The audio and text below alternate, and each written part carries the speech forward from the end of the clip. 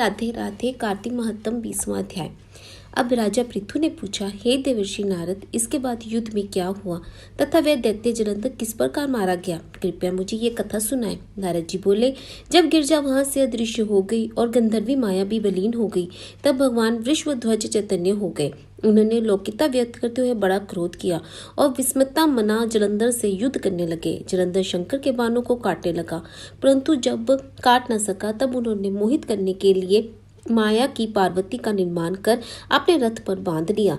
तब अपनी प्रिय पार्वती को इस प्रकार कष्ट में पड़ा देखकर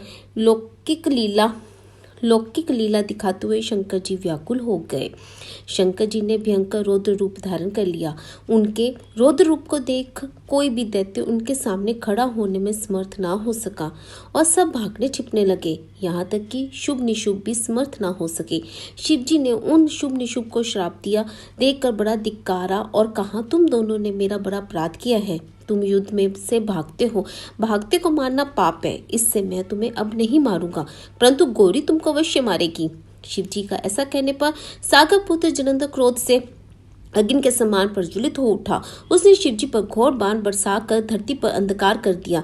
तब उस दैत्य की ऐसी चेष्टा देखकर शंकर जी बड़े क्रोधित हुए तथा उन्होंने चन्ना मुष्ट से बनाए हुए सुदर्शन चक्र को चलाकर उसका सिर काट लिया। एक प्रचंड शब्द के साथ उसका सर पृथ्वी पर गिरा और अंजन पर्वत के समान उसके शरीर के 2 खंड हो गए। उसके रुधिर से संग्राम भूमि व्याप्त हो गई।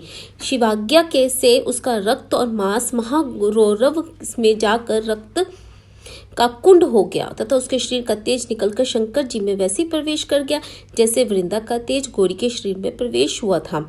जलंधर को मरा देखकर देवता और गंधर्व प्रसन्न हो गए। बोल बांके बिहारी लाल की जय। राधे राधे।